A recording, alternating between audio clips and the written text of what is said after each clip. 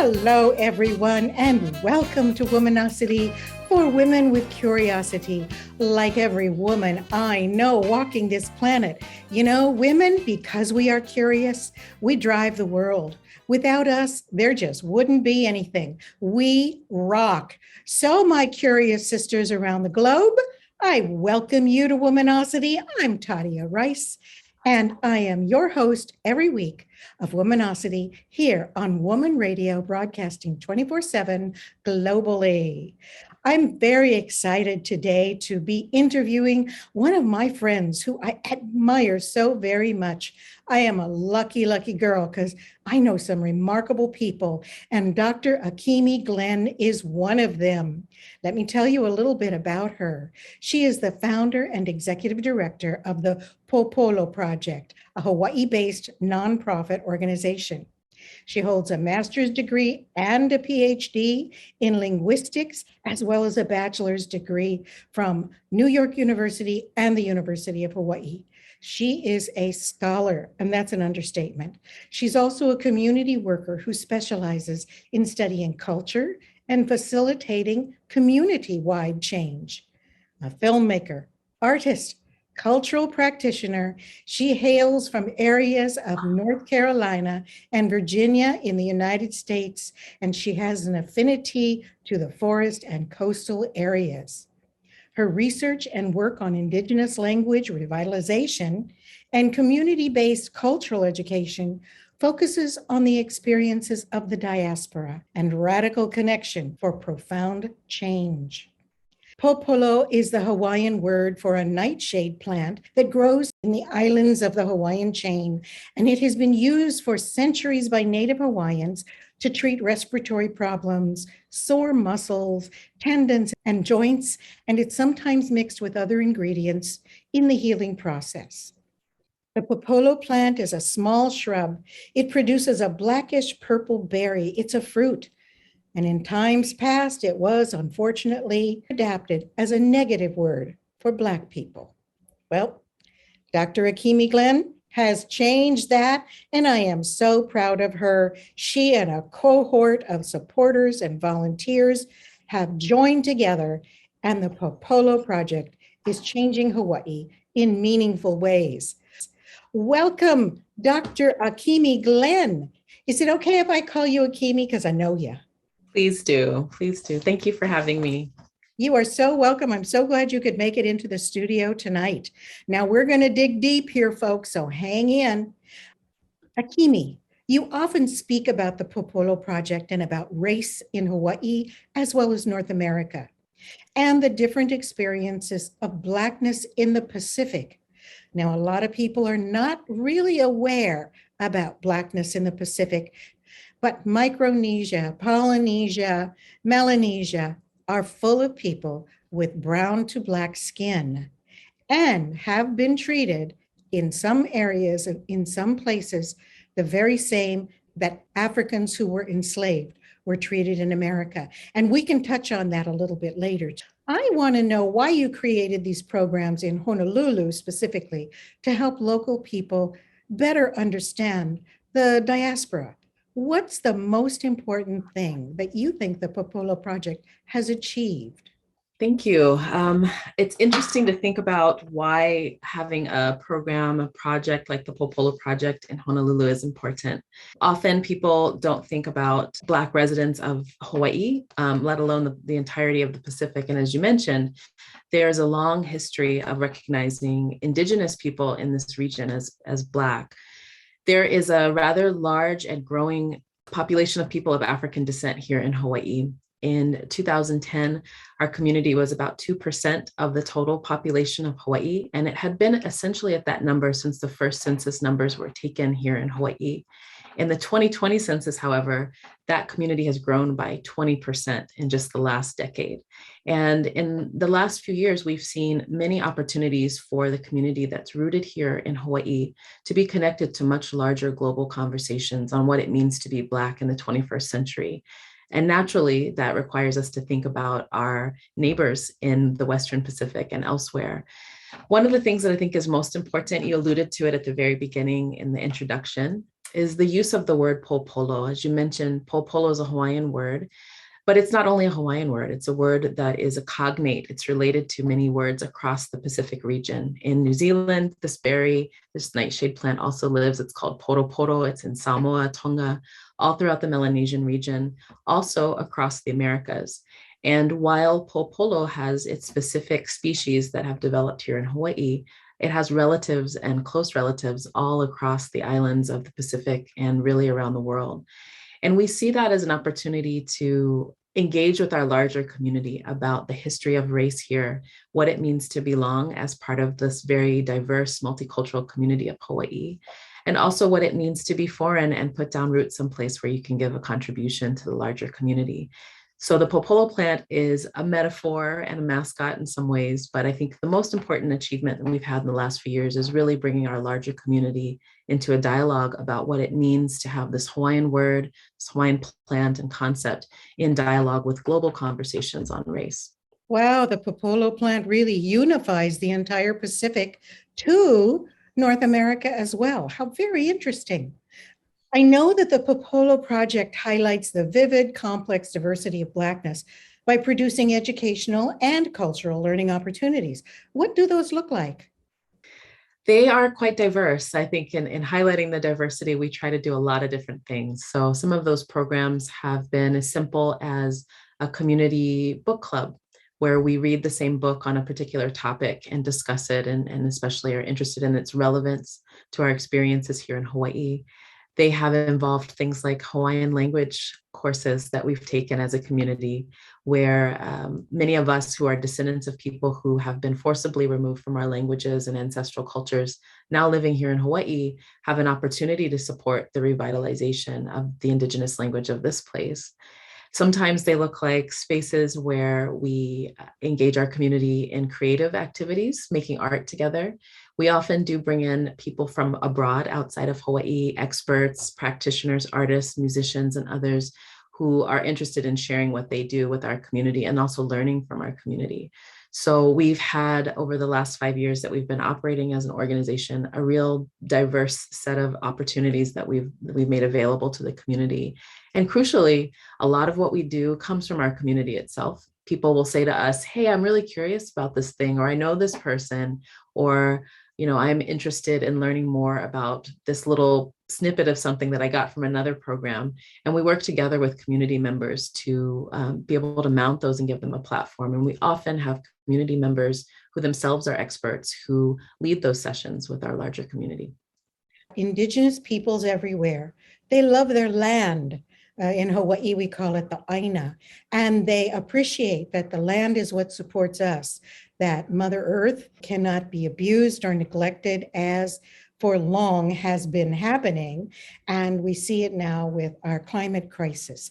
So I think that it's very interesting that, especially in Hawaii, where the Aina is beloved and protected by the Indigenous Hawaiians, that the African Americans, or what few Africans do come here, share that. So there's really no disagreement. There's really no convincing anybody. It's people who have been cut off from that value, which is often Eurocentric Western thinking. So I think what you're doing is really important in that way.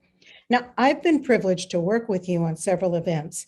We're both part of the Honolulu African American Film Festival that showcases films from the US, from Africa, from the diaspora, all over the world, that speaks to the diversity of Black experiences.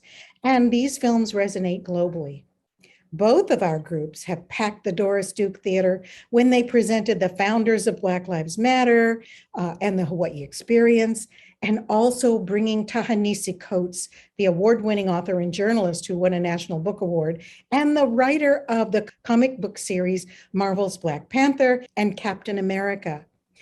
These activities really began to bring a cohesion of all the different Black people on the island and brown people who really didn't know of one another. And so it's been most interesting. Can you tell me a little bit how it was facilitated to bring the founders of Black Lives Matter and Ta-Nehisi Coates here to Hawaii?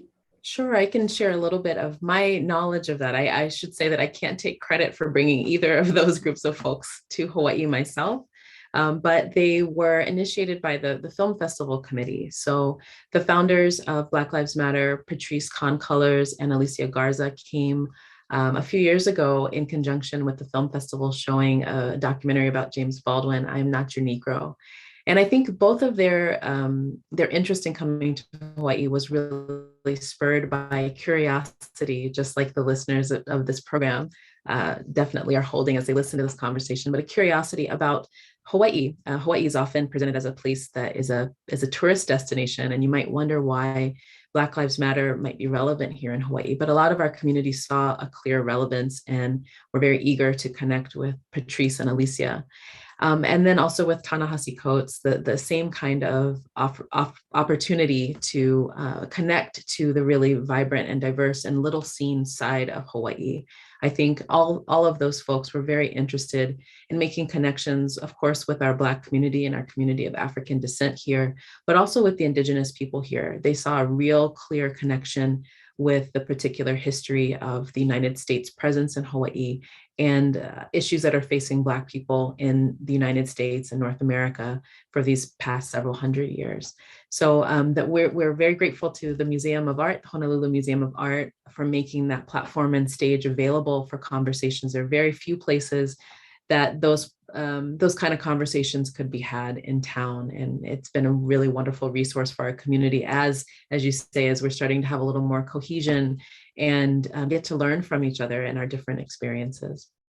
Actually, the film festival has been incredibly important, not just in bringing together the Black community that really heretofore didn't have an entertainment vehicle to unite for, except for going to a concert that might have been put on by a big promoter.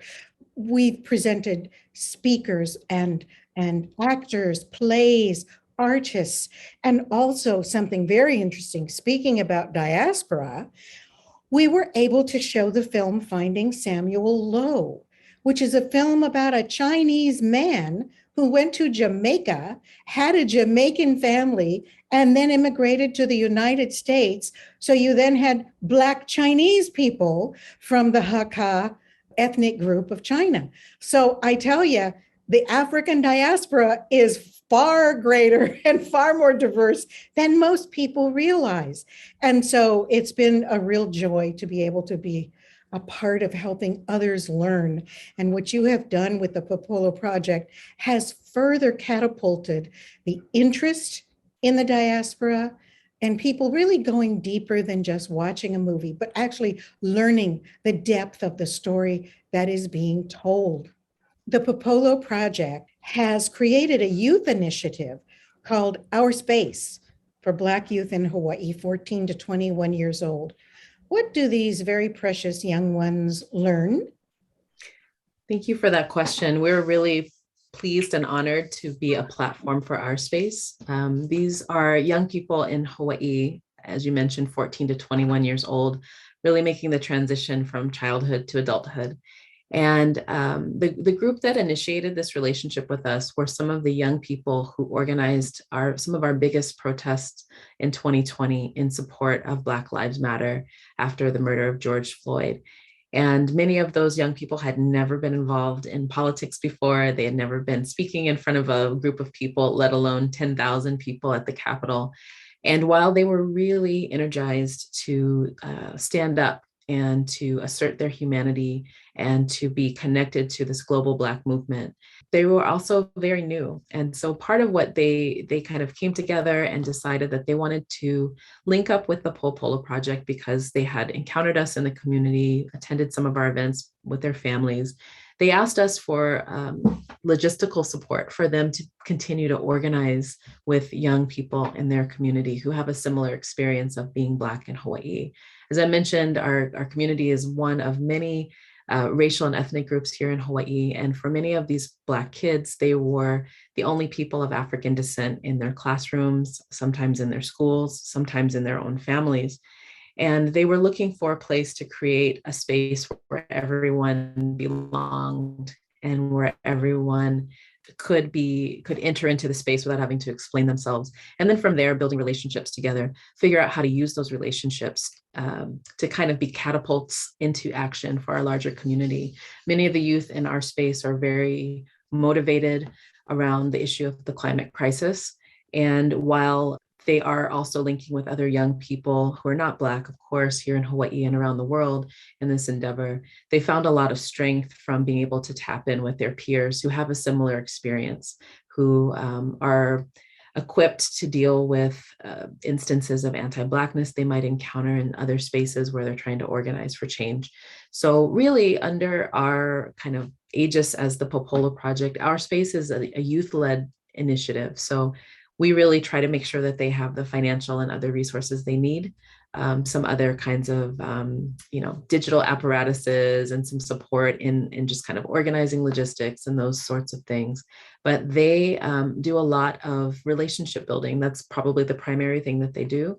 And once those relationships have become activated, they do a lot of dreaming together. And so the question of what they do, I know is a little bit vague in my answer, but I think part of it is that it's still emerging. And a big part of what we're hoping to do as we support these young ones is give them enough of a cushion to dream big and to be active and engaged in some of the really big questions that are facing our planet.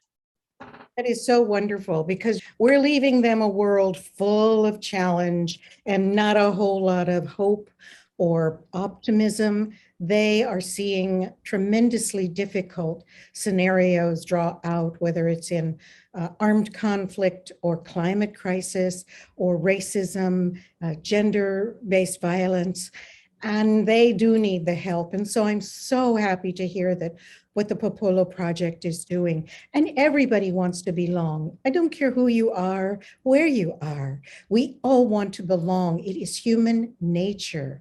And sometimes it's very hard when you are marginalized, when you are the few, when you are different.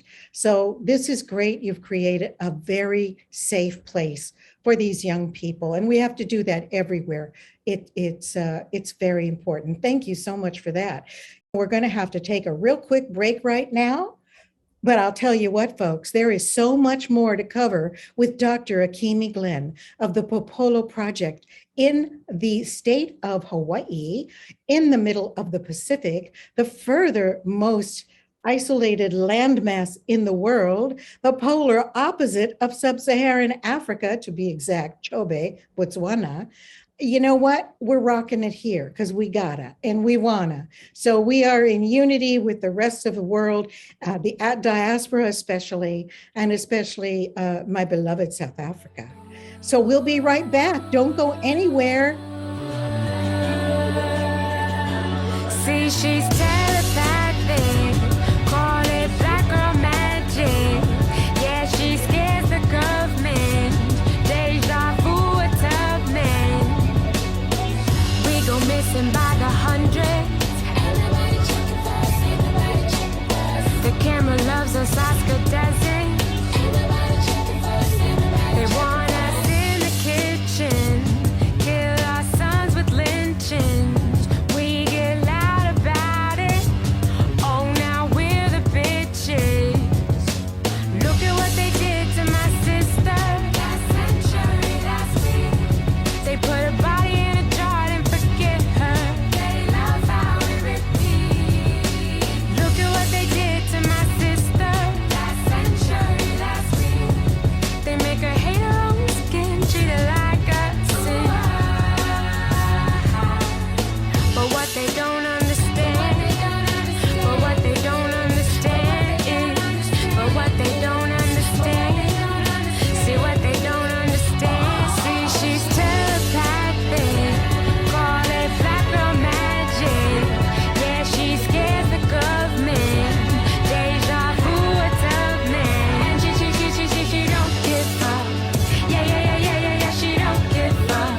She don't give up. No, she don't give up. Rosa was a freedom fighter and she taught us how to fight. Ella was a freedom fighter and she taught us how to fight. Audrey was a freedom fighter and she taught us how to fight.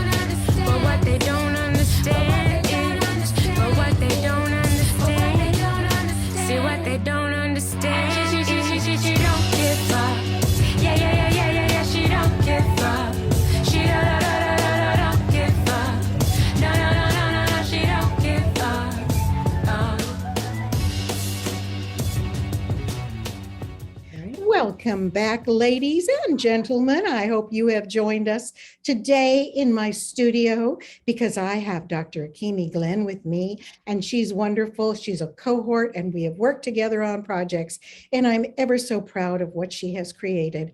The Pōpolo Project, a nonprofit organization of the United States who has done so much to galvanize and bring together Black folk, not just in Hawaii, but all around North America as they watch what we are doing, a very small majority of 20% of the population of Hawaii. But you know what? We're doing it, and it's important. And one of the most important commemorative events that exist in the United States is Juneteenth. So we're going to talk about Juneteenth, and if you haven't heard of it, let me tell you what it is. It's an American holiday that commemorates the end of slavery.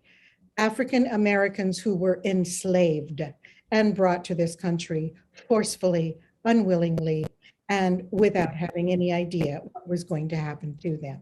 The event Juneteenth actually started in 1865 because on June 19th, that's when the United States government said, slavery's over, folks. No more slavery. Stop what you're doing. Now, it took several more years to reach many of the states, but basically now it's a federal holiday. Every state in the United States can celebrate Juneteenth. We celebrate it here, and many people celebrate it across the United States. It is so important to acknowledge what happened in American history, why, how people were treated, the heinousness of it, because it was really a crime against humanity, and it can never happen again anywhere, even though we know it still does. So Akiemi, tell me a little bit about how the Pōpolo Project celebrates Juneteenth, and why do you wear white clothing on that day? Certainly. Juneteenth, as you mentioned, is a really important holiday in the American context because it's the day that people in Texas, actually at the port of Galveston, got the news that they were emancipated after many centuries at that point of enslavement and a war that had been fought to keep them enslaved. And one of the interesting pieces of the story in Texas, just to put a little more history into the context here, is that when the Emancipation Proclamation was issued in 1863, on January 1st, 1863, it said that when Union troops reached a particular territory, then the enslaved people there would be free. And so what many slave masters and owners, so-called owners, did was to take the captive African people that they had in their thrall and moved to Texas. Texas welcomed them because Texas was far from where the fighting was happening. And it was a refuge for people to continue the barbaric practice of human slavery. Now you're talking about the Civil War. Yes, the Civil War in the United States. Which finally ended after so many thousands and thousands of needless deaths.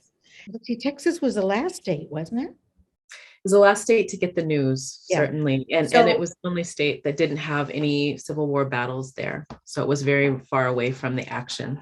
Mm-hmm. And so the folks who wanted to be slaveholders and agriculture farmers and whatnot, they figured, okay, we can keep this going. But 2 years later, what happened?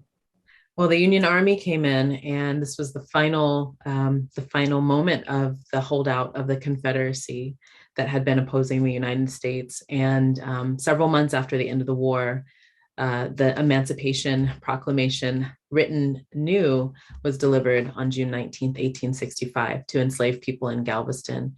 And as you can imagine, people had been taken from their homes, trafficked across that continent, and separated from their families and ancestors on the African continent. So this was the first moment that many people actually were able to find loved ones.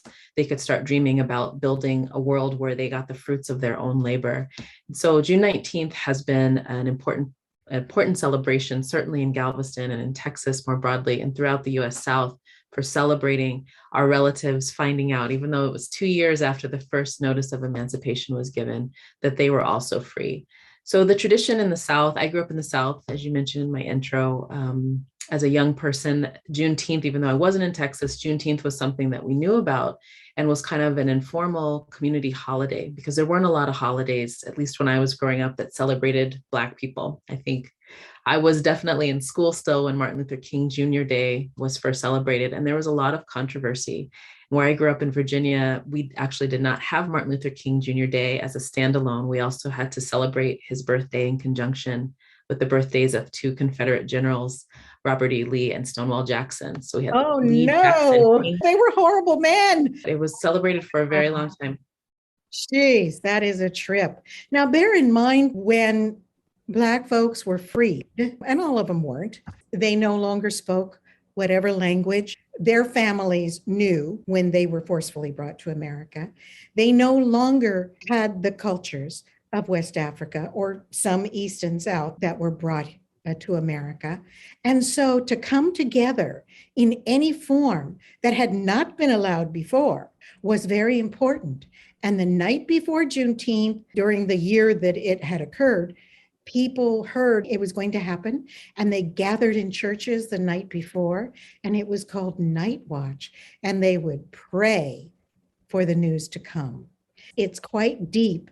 Juneteenth is a precious, precious, important holiday for not just Black Americans, but really for all Americans to celebrate the end of this horrible, horrible situation. Now, why wear white? What's that about?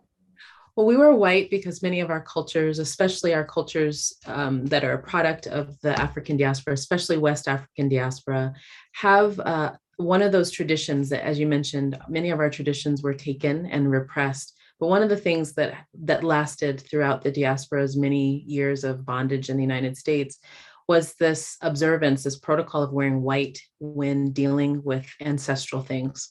So in the American South, where I grew up, as I mentioned, people, especially family members, would often wear white as a way of signaling their close connection with those who just departed. So we wear white to honor the ancestors and to signal to each other that we're here for something sacred and important.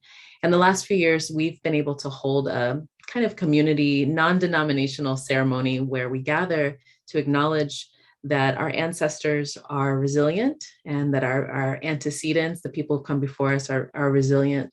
And also to signal to our larger community in Hawaii the sacredness of Juneteenth. There are many other ways to celebrate Juneteenth with cookouts and celebrations and other kinds of remembrances. And those are absolutely critical and important and add a lot of richness to the holiday. But we often will start with some protocol and ceremony that just allows us a moment to gather together sometimes in silence, sometimes with our voices lifted, but to acknowledge those ancestors and what they went through.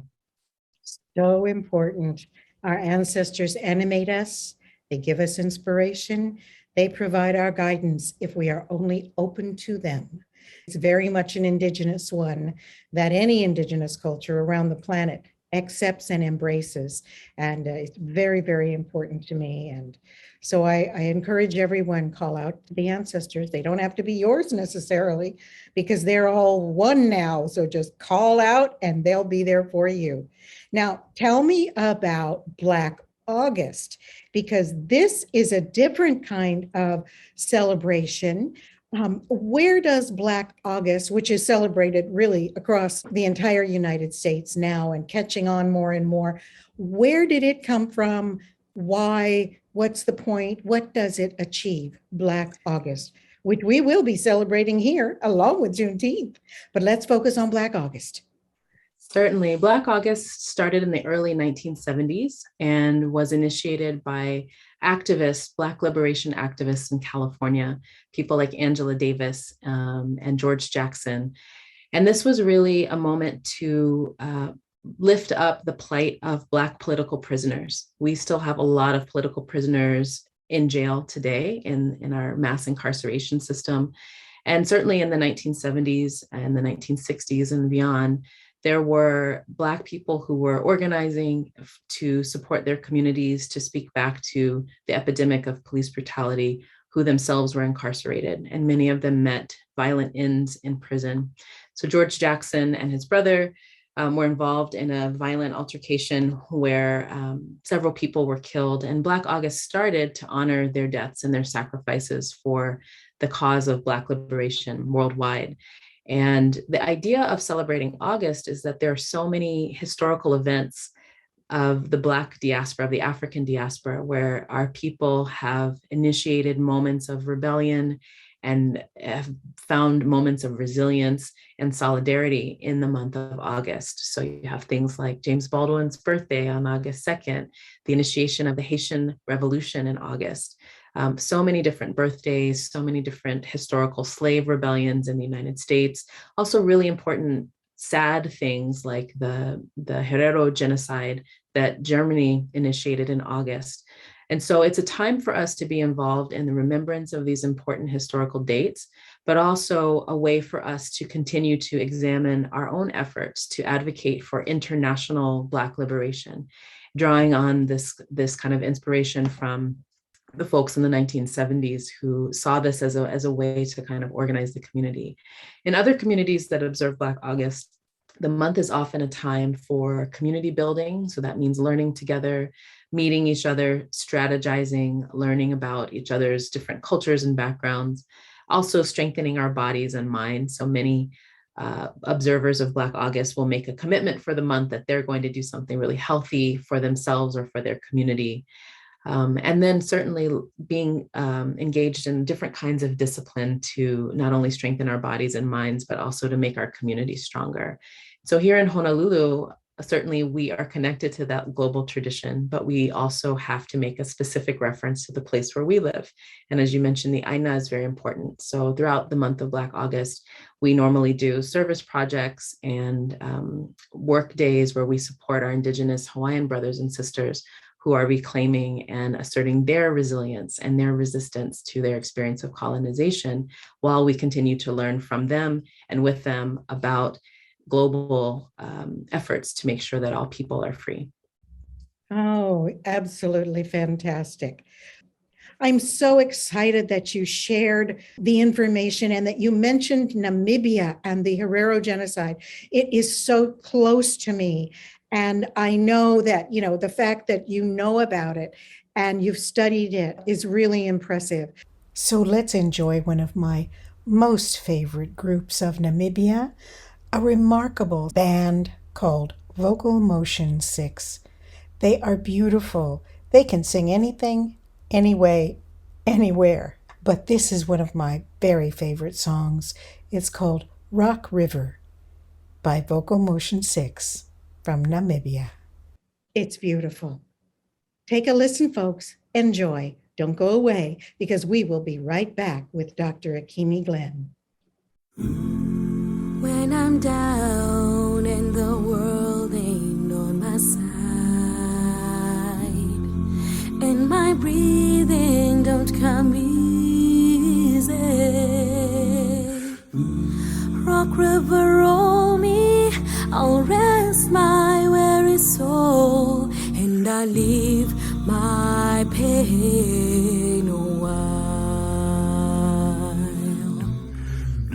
Sweet water rise and drown all my sorrows. I know you're never gonna let me fall.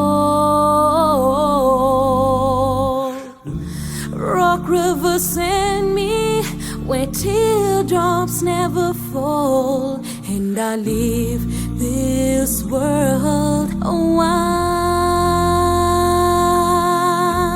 Ooh, you lift me up when I'm filled with weakness. You bring a little water to me in the desert heat, in the still of my reflection.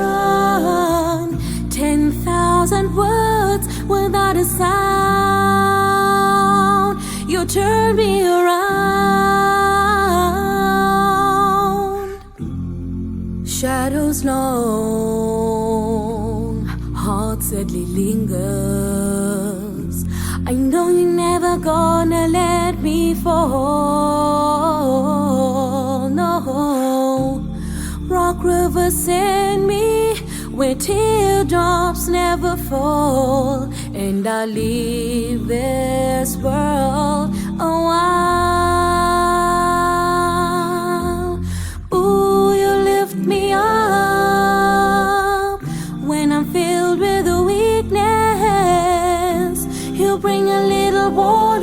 to me in the desert heat, in the still of my reflection.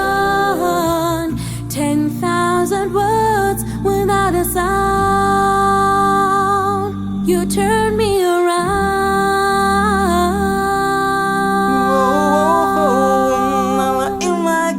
Could make a woman low and funky like my river, down it to the sea. Whoa, whoa, woman river. Now never have to worry. Never leave me in a hurry. Never leave lonely. Sweet love me 'cause you love me, because you lift me up when I feel with a weakness. Ooh, you bring a little water to me in the desert heat, in the still of my reflection. 10,000 words without a sound. You turn me around. Ooh, you lift me up when I'm filled with a weakness. You bring a little water to me in the desert heat, in the still of my reflection. 10,000 words without a sound. You turn me around.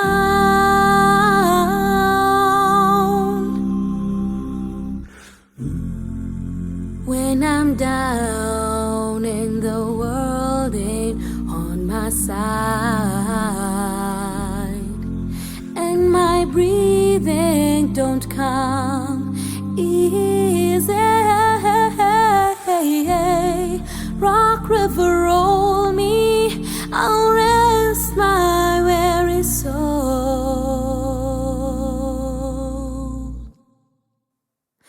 and I'll leave this world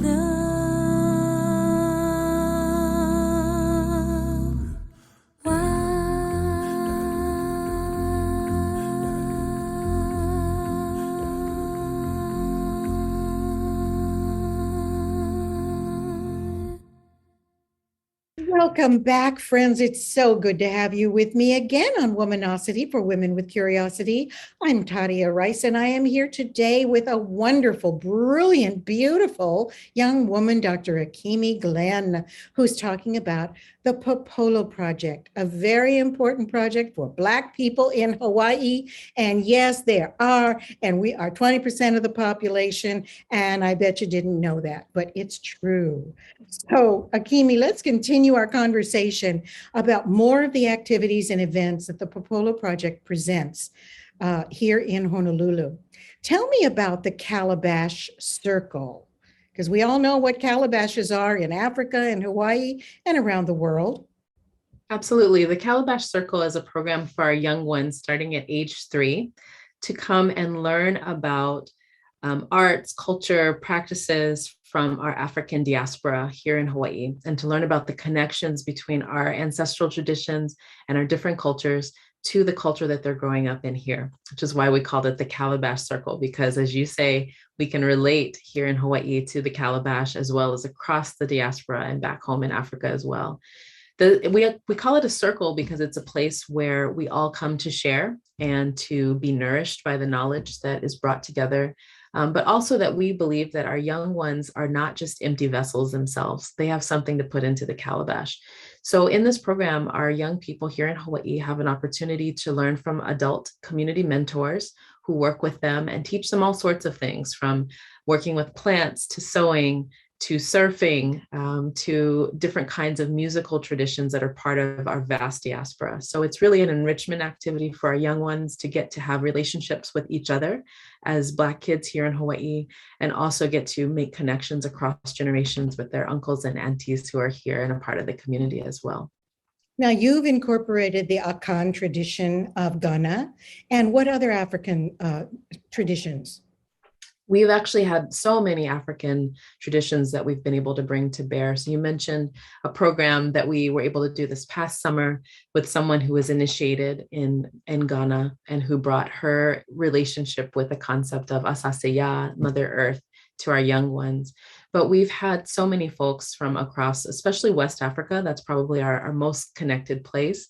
As you know, we've also made connections with people in Rwanda who've shared with us about some of their cultural traditions as well. And then we also honor the very diverse traditions of our diaspora, as well as making space for learning from our relatives and cousins in the Western Pacific and so-called Melanesia. So our young ones have been able to connect with cultures and concepts from Fiji and the Solomon Islands, as well as from the continent of Africa and the vast diaspora of African descended people in the world. I love the title Calabash Circle. In Hawaii, of course, the calabash here serves many purposes. It's a musical instrument. It signals if there is a problem in the home when you take a lid off the calabash or the lid is on. I mean, it just goes on. And it's just so important in African culture as well. Oh my gosh, the Hibiscus Hour is another program Pōpolo Project offers. I'm really interested in this because it's very interactive. What does it look like, sound like? Certainly. The Hibiscus Hour is one of my favorite things that we've been able to support in the last year. And this is an idea and program that was really brought to us by a community member, Ahmad Ekzalan, who is a botanist living on Maui. And Ahmad is of African-American and Ghanaian extraction, and his family has always been very connected to plants. And he today is a botanist and very interested in the ways that plants help us heal, but also connect to each other. And he came to us with this amazing idea. He found, after living in Hawaii for some time and traveling back to his family's home in Ghana and Accra, that a lot of the same plants that live here in Hawaii also live in Africa and across our diaspora. And so he thought, well, wouldn't it be interesting if we had a space to learn from each other about our relationships with those plants? And the very first offering that he facilitated with us was called the Hibiscus Hour, because of course the hibiscus is one of the iconic flowers of Hawaii, but is also in the same family as okra and the same family as cotton. And there's a really interesting story there about why Hawaii and hibiscus and why the Pacific and cotton and okra and all of these amazing plants of this family have the relationships that they do. They come from the same common ancestor, but were spread around the world many thousands of years ago. And so when we people are moving around the world and we come with our plants and our plant knowledge, we meet each other as experts in a whole bunch of different dimensions. And it's a way for us to connect with each other and learn from each other. So the Hibiscus Hour has been just a really beautiful, rich space for people to come and learn about these fantastic entities that we live with, plants that nourish us, that heal our bodies, that delight us with their beauty, but also to learn about the people who've kept that knowledge alive, even here in Hawaii, and how Hawaii is connected to the rest of the world. Points of unity and our oneness. And if all of the world would just recognize that we are basically the same people, we are one. We're like a rose garden. We're different colors, different shapes, but we're all roses. You know, there's so much more that binds us together than separates us. Now, I want to talk about something that is particularly personal to me, and that is your Darker Than Blue series. Darker Than Blue is a Pōpolo project that addresses a recent surge of anti-Blackness here in Hawaii. It's extremely disturbing. You presented the murder cases of 2 Black men killed by police on Maui Island and what happened to Lindani. And since many of our listeners are in South Africa, how do we advocate for justice in these unexpected and extremely tragic incidences? Well, like you, Tadia, I've also been very disturbed and upset by the very tragic loss of life and needless loss of life. And in the case of Lindani Miyani, I'm sure your listeners know something about this case. He was in the wrong place. Unfortunately, there's been a lot of evidence to suggest that he was leaving the scene, and we see him apologizing for showing up at the wrong place. And the police arrived and in breach of their own protocol, took his life without asking questions. And while the Honolulu Police Department asserts that this has nothing to do with race, there were questions on the phone when the person was calling the police. Is he Black? Is he big? And this idea, this undercurrent of anti-Blackness was certainly at play in his death. There are a lot of people in our community who have been activated and are mobilizing to support Lindani's Mayani's family, making sure that his case goes forward and that the three officers who are involved in his killing are made to be accountable. But I think one of the most important things that we can do, Hawaii is a very small place, and we're far from a lot of the kind of metropole movements that we see in other parts of the United States and around the world. And many people, while dismayed by what has happened in this case, also are worried about ruffling feathers or being seen as not being grateful for living in such a beautiful place with so many diverse people. So the community has really struggled with telling the story and holding up the fact that while Lindani Nieni was someone who, by all accounts, was very community oriented and family oriented and sounds like a lovely person, no one actually deserves to be killed. One of the things that I think is important right now, as the case is still unfolding, is to make sure that we lift up these stories of our humanity. These moments of violence really snuff out opportunities we have to represent ourselves and our community as truly human. And I've been very encouraged by some of the stories and advocacy that I have seen coming from South Africa. This is not just a South Africa to Hawaii story. This is a global story about people being in proximity to each other in the middle of this deadly pandemic, trying to understand what our responsibilities are to each other.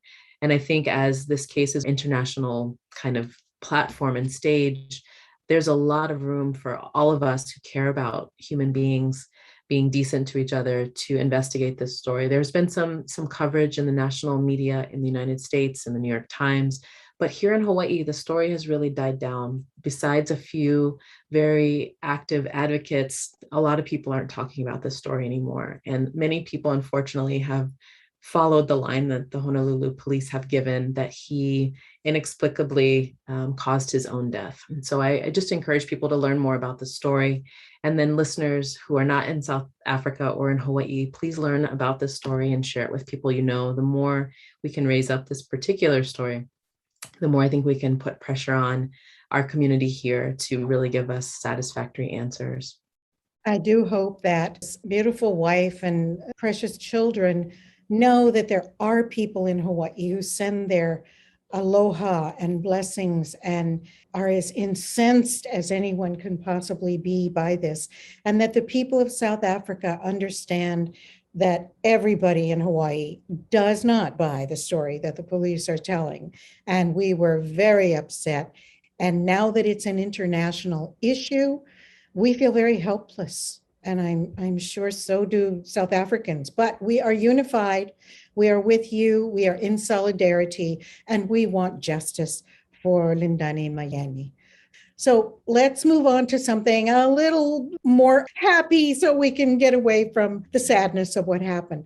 It's very exciting to me that you have also been involved in the Racial Justice Real Camp for Girls.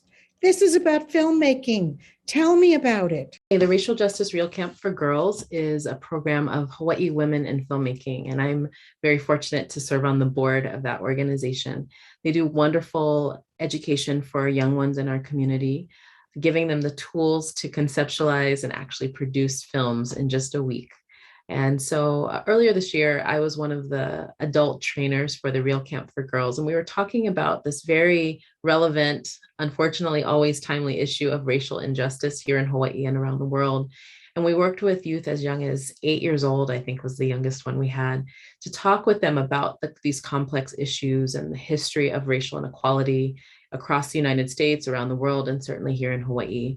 And we were mentors and advisors helping them explore some of these questions in their own experience and create short films about them. So if any of your listeners are interested, they can check out the website of Hawaii Women in Filmmaking and see some of those films that were produced earlier this year by our young budding filmmakers. I look forward to seeing those films. Enjoy, folks, and we'll be right back, so don't go away.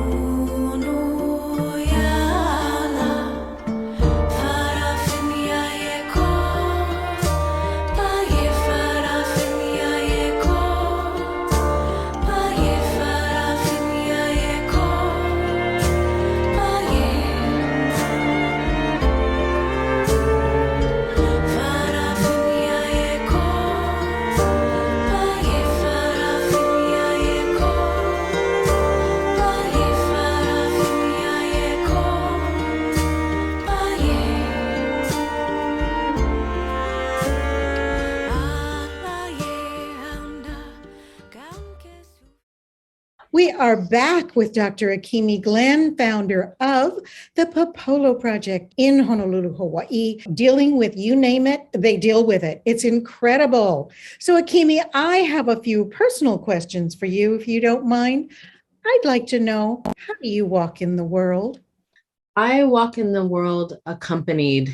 Earlier, we were talking about our ancestors, and I feel really buoyed by their influence in my life. And so I walk with a team that are supporting me and guiding me. Beautiful. What would you tell your younger self about, I don't know, love, life, purpose? I mean, you're still so young. Well, thank you. I'll take that. I might not be as young as you think I am, but I would tell my younger self that your purpose will change and your life can change too, and be open to that. That change is actually every bend in the road brings you a new perspective and a new place to make a contribution. Oh, that's beautiful. That's great advice. Thank you. What would you say is your biggest achievement thus far? I don't know that I would think about an achievement as much as a practice or something that I'm striving for. I feel like, I don't really feel like I'm on the top of the mountain just yet. So I think my biggest thing that I'm striving for is to create more space for people to shine. I feel really lucky to be able to do that. I've been a teacher for many years, and in my teaching practice, the most important thing for me is not so much that my students think that I'm clever, but that they have an opportunity to explore things that are of interest to them and that can enrich their lives. So I think if there's an achievement, it's that I'm still working to create more space for other people to shine. That's a lesson for all of us to learn, to create space for others to shine, not just us. We've been lifted up by others who gave us a hand, and we've got to keep extending our own. So now, do you hear that music? Oh my goodness, Akiemi, it's time to play the Womanosity 25 questions in 2-minute speed round. Think you can do it? I will do it. I will do my very best. I will give you 2 passes, but only 2 passes if you cannot ask a question. But I think you'll be able to answer them all. So are you ready to go? I'm ready. Oh my goodness, the audience is applauding and I hear the clock ticking. So let's go. What color or flavor is your favorite M&M or candy? Green. Are you a cat or a dog person? Absolutely a dog person. Would you rather eat chocolate or watch your favorite TV show? Not a chocolate fan, so TV. What's the one city you have always dreamed of traveling to? It can be a country too. To travel to Istanbul. Ooh, are you a morning or night person? Morning, most definitely. What words do you live by? I live by a Tokelauan proverb that I learned years ago, Aloha kitetama manu, which means love the littlest bird. Always be looking for some place that you can make a big contribution to someone who needs it. What's one vice you wish you could give up? Coffee. What's the best compliment you've ever received? That I reminded someone of both of my grandmothers. Oh, sweet. How do you start your day? Start my day by watering all my plants. When are you the most inspired? When I get to hike in the forest and be in the nature and hear the birds sing and the water rushing by in the stream. Food, sweet or savory? Savory. What makes you smile the most? Getting to talk to my dear friends who live far away and getting to hear updates on their lives. What's the one thing we don't know about you, Akiemi? One thing most people don't know about me is that I play the trombone and have been in lots of bands over the years playing the trombone. Well, that surprised me. Okay, heels, flats, or sneakers? Depends on the day, mostly slippers though. What's inspiring you in life right now? I'm so inspired by the creative urge that I see in so many people around me, making new things, dreaming new things all the time. Well, I know you're a woman of adventure, so I'm going to ask, what's the most adventurous thing you've done in your life? I think the most adventurous thing I've done in my life is spend time in Tokelau. So Tokelau is a place you can only get to by cargo ship. So the last time I went there, it was 5 days on the open ocean from Samoa to these tiny coral atolls with no fresh water on them at all. and living there on the atoll, which is an amazing, amazing physical environment with a fantastic culture that's been there for thousands of years. Oh my goodness. So how would you define yourself in 3 words? Still always learning. Okay. Diamonds or pearls? Pearls. What's something you notice about someone when you first meet them? I'd like not to notice this, but it's eyebrows. I always notice someone's eyebrows. Oh, okay. What's the one talent you wish you had? I wish I could sing well. I love to sing, but I wish I could sing well. What's your favorite color? Red, a deep crimson is my favorite color. Well, what color clothing do you wear the most? Probably black. What's the cutest thing on planet Earth? Well, today you've gotten me after I got to do a video chat with my dear friend's 3-month-old baby. So I'm going to have to say Rhea Cockadelis is the cutest thing on planet Earth right now. Babies. Oh, it's so true, babies. What's the best thing that happened to you this year? I'd have to say turning 40, making it to my 40th birthday this year was a really important and special time for me. Oh, well, happy birthday. I would have never thought you were 40. You don't look 40 at all. Boy, you look like you're still a student, frankly. Thank you. You're welcome. Okay, so what is your favorite song today? I'll have to think about that one. That's my one pass, I think. Thank you again to Dr. Akiemi Glenn, founder of the most remarkable Pōpolo Project, a nonprofit organization that is doing so much important work in so many different ways for so many diverse people. It has just been a pleasure and a privilege to talk to you and share you with my audience. Thank you so much. Wonderful to be with you. Wonderful to spend the time talking with you. It's been amazing to be able to share some of what we do with your audience and to learn about the interests of your audience as well. I'm looking forward to hearing much more from them in the future. Oh, they're a wonderful audience. I tell you, my audience, I love you guys. Every one of you, each and every one. And there's a few men among you, and I'm so grateful that you are present as well. So folks, that's it for me today. I thank you so much for being with me on Womanosity for Women with Curiosity on Woman Radio. And we will be back again next Saturday. Don't miss the show. Thank you for being with me today on Womanosity for Women with Curiosity, broadcasting globally on Woman Radio. Enjoy great interviews with remarkable women and music from around the world. Join me, won't you?